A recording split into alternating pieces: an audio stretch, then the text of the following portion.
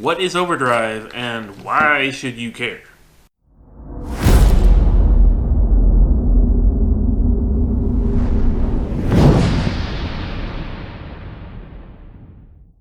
I say a lot of stupid things on camera for some reason. Don't ask me why. I don't know.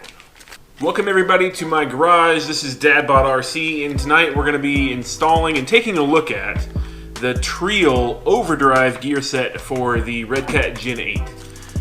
This is my Redcat Gen 8, the Grape Ape, and right now it just has the factory stock front ring and pinion in there, and we're going to do something about it. This is the Treal Steel Spherical Cut Overdrive gear set. I did get this from TeamRedcatShop.com, one of my favorite places to go buy Redcat parts. They do have upgrades as well as factory replacement parts. I will link in the description to this part specifically, so if you want to pick one of these up for yourself, you can. So this gear set is an 11-tooth pinion on a 27-tooth ring. So it should give us an 18%, between 18 and 20% overdrive on the front axle. So you may be wondering what overdrive is and why you should even care about it. Why would you ever want it in your vehicle? Well, essentially what overdrive is running one set of wheels faster than the other.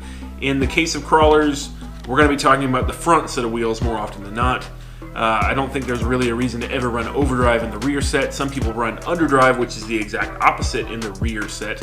But for this instance, we're going to be running overdrive. So we're going to run the front wheels just a little bit faster than the rear wheels. And the point of that is to help you climb over obstacles more. It is easier to pull a vehicle's weight than push it. So when you're driving the front wheels just a little bit faster and you're going up and you have a bite on a rock, it's easier to pull yourself up over that rock than to push yourself. And when the wheels in the front are going just a little bit faster, you get more pull out of them than you do the rear wheels. It can also help with turning radius, as the front wheels turning faster makes the turn sharper and kind of drag the back wheels along with it, almost like dig, except for it's not fully locked in the rear. So the rear is still locked and moving. It's not fully locked, but the front is dragging it along just a little bit due to the increased level of grip. So the first thing we're going to do is take a look at the factory synchronization between the front and rear wheels. So as you can see from this little demonstration, the front and rear wheel are turning at the same speed. That's because the same tooth, ring, and pinion are installed currently. So there's no difference in the speed at which the front wheel and the rear wheel turns. So let's get this Gen 8 opened up, and we're going to install this Treal OVERDRIVE Steel Spherical Cut gear set. It's not too hard. You just need a couple of small things. Let's go check it out. Alright, so to start with, we have removed the body from the truck. Obviously you can't do this with the body on. Now there are a few things that we're going to have to do in order to get down to where we're going. We're going to be working inside the differential here in the front, which means that some of these links have to get out of the way. We're also going to be pulling the spool out, so that means the axle shafts also have to go. So in order to accomplish that, the first things that I'm going to do is start by removing the tie rod here for the steering link, and I'm going to take the portal hubs out of the C-knuckles right up here. So I'm going to pop these screws out, top and bottom on the C-knuckles, so I can pull the axles out after I have removed the tie rod here. For this, I'm also going to have to remove the steering linkage from this side. Since this is the Club 5 Husky link setup, it's stacked on the right side, so that means all of it has to come out for this instance. Now if you have the stock steering setup, it is possible that you can just take it off the tie rod and you won't have to take this end out. But for my use case with the Club 5 Husky links, I do have to take the whole thing out.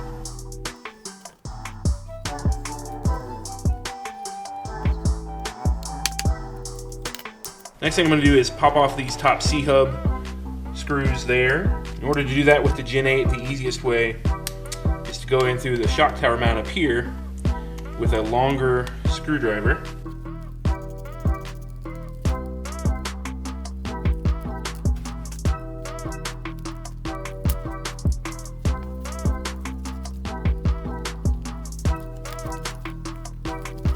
Alright, so I've got the top C-hub screws out, and I have what would probably be too much thread lock on those, so I had a little bit of a hard time getting them.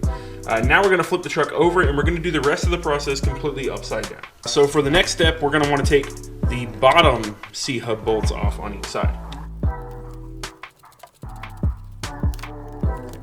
And as we get each side off, we can go ahead and just pull the whole assembly out, axle and all. This is a really good time, if you haven't in a while, to clean up inside of these cups right here, anything you need to do to the portal housing while you've got it out.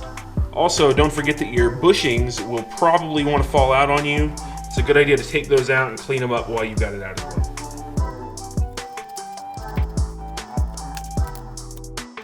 Okay, so now we've got both axles completely out and we're down to just the C-hubs in the carrier. The next thing we're going to want to do is remove the drive shaft retention bolt. It's a really good time to inspect that bolt to make sure there's no serious wear and tear to it. Make sure when you're going to go put it back that it's going to work right, because that is one thing you don't want to lose on the trail, is that particular bolt right there. Anyway, after removing that bolt, the drive shaft just disconnects and we're going to leave it hanging there inside of the 3-link for now. So what we've got is a completely disconnected pinion and no axles attached. The next thing we need to do is open this diff cover.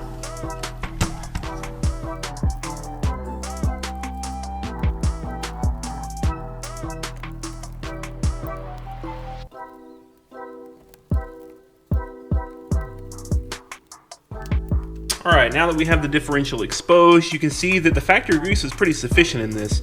I actually did not remove it and test it, but they did grease it pretty sufficiently. I'm pretty pleased with it. We don't have a whole lot of excessive wear on the ring gear.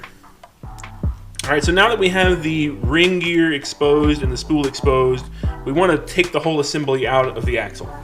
So to do that, you just push on the pinion in the back and kind of wiggle a little bit. They should be fairly tight. And you take the whole ring gear spool assembly out as one. Then you can kind of fish your fingers back here and maybe push from the back to get the pinion gear out. That bearing came with it. In this case, it may or may not for you, but it did come out in my disassembly here. Alright, so for now we're going to actually get the truck out of the way because we're just going to focus on the spool, the ring and pinion currently. So now that we have the ring and the pinion out completely, what we're going to want to do is get some of this grease off and definitely inspect your spool and your bearings. It's a great time to do that. If anything's going wrong right now, it is the best time to replace it rather than put it back in the truck. So take a look at everything. In our case, the ring gear actually looks really nice. The bearings look nice. This is well greased. Same thing for the pinion gear. It's not chewed up at all. It looks good. The bearing feels good. I'm going to go ahead and slide this bearing off of my pinion shaft. Your bearing may or may not come with the pinion when you pull it out. Mine did. I'm also going to go ahead and slide the bearings off and remember which side they were on of the spool. So I'm setting one to the left and one to the right. It's going to be important for me to put those back the same way that I found them. In this case, I doubt they're shimmed from the factory, but it's always possible that someone has shimmed this differential, and you want to make sure the bearings go back in the same manner that they came out. Otherwise, you're going to need to reshim it and reset your gear mesh.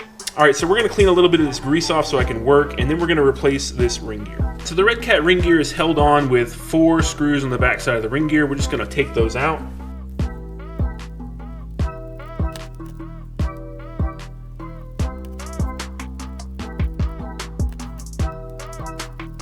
Alright, so with the screws removed, we just pull the ring gear right off the spool. Now, this is a machined aluminum spool. Just inspect it again and make sure that you don't have any chewed up axle entries. You can see this is a double keyed axle entry. It's got 2 flat sides. Make sure it isn't chewed up. You'd really be able to tell by the axles if it was, but just double check because this is the softest component in there, being aluminum. The rest of it's steel. If it's going to get chewed up, it's going to be right here. Alright, so again, let's just inspect this ring gear. Everything looks really good. This isn't a high point ring gear, this is kind of a flat point ring gear, but I don't see any chewing on it, I don't see any metal shavings or signs of wear. It hasn't been in the truck very long, but that's a very good sign. It was well assembled from the factory. Okay. Time to open up our Treal OVERDRIVE steel spherical cut gear set. And now that we got that open, you can see the difference in this gear set and the factory one. This is the Treal spherical cut ring gear, and this is the factory ring gear. You see the difference in the spherical cut. This looks like it's going to do a lot more work for us and make a lot more contact pattern than this ring gear ever did. The same thing is reflected in the pinion. The pinion is spherical cut as well to mesh correctly with this spherical cut gear. So now we're just going to do the exact opposite process that we did to disassemble. We're going to put this back on the spool and install it as directed with the new hardware that is included in the kit. It will be important to put just a little bit of thread lock on these, as again, you do not want them to back out inside of your differential. Assuming I can get them out of the bag. Get out of the bag! There we go.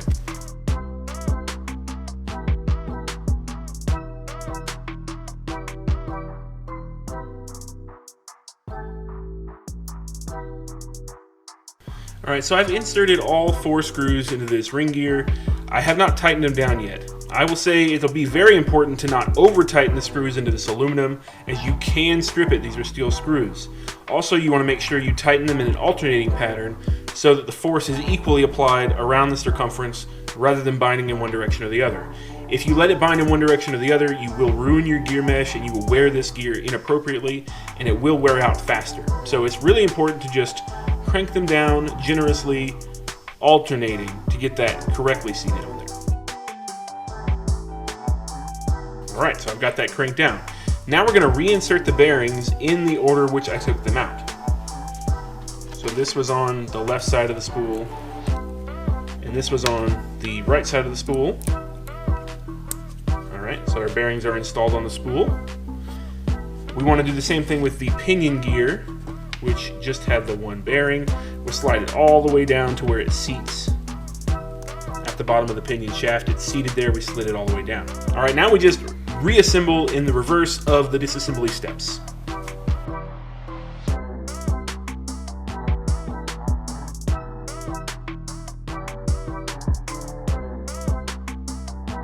This is a good time to add grease to the system. You never want to run this without grease. Be generous with your grease.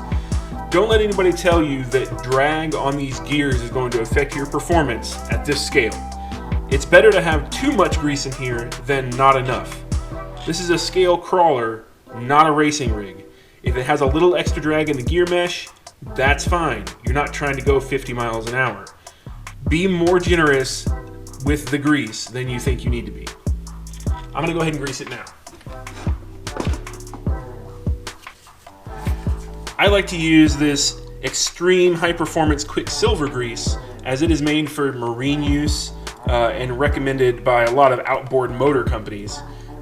These things are not waterproof. There's no seal on this housing, so it's always possible to get water inside of this carrier. So if you use a grease that is waterproof, this is a moly based grease, high performance, it should hold up well to any water that intrudes in this case.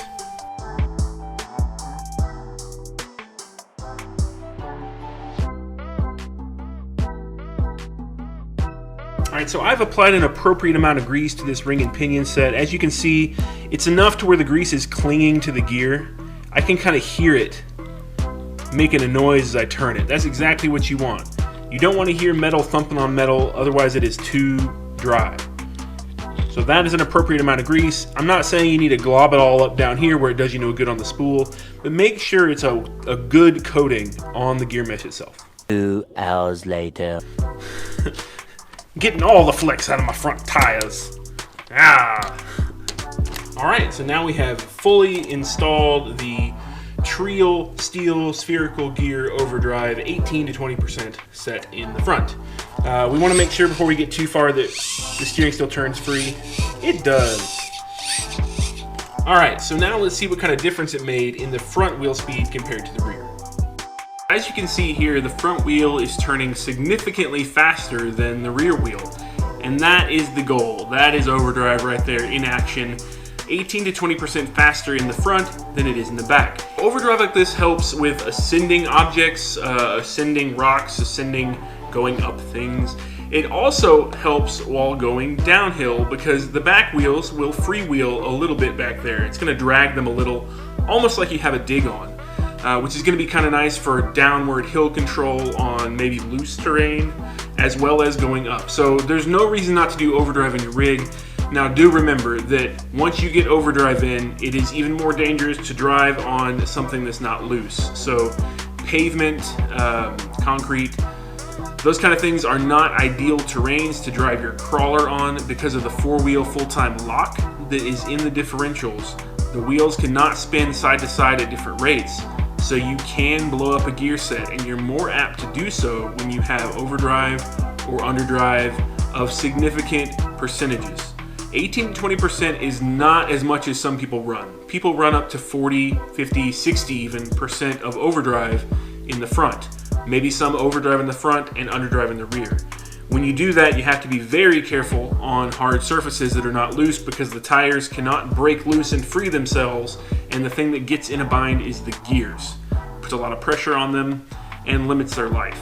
But if you keep it where it's supposed to be, off the roads, climbing things and in the dirt and on the dusty rocks, it's perfect. So again, if you want to pick up one of these overdrive kits for yourself from Treal, go to teamredcatshop.com. I'll have a link in the description for you to go pick one up. They're fairly inexpensive, and as you saw, not that complicated to install. Anybody can do it. Definitely a great little addition to the Gen 8 Grape 8 we got going on here, and part of the build that I started in another video. If you haven't seen the video where I go over all the other mods that are done with this car, please go to the video linked here or here. It's in one of these two places. Click on it, go watch it, check out the rest of the stuff that's already done to it. And if you haven't yet, please subscribe. This Gen 8 is going to be a whole build series. We're going to do a lot of scale stuff. We're going to try to get as many Sorka points out of it as we can. Definitely keep up with that. Subscribe and hit the notification bell so that you know when we upload new videos. But until next time, we will catch you later.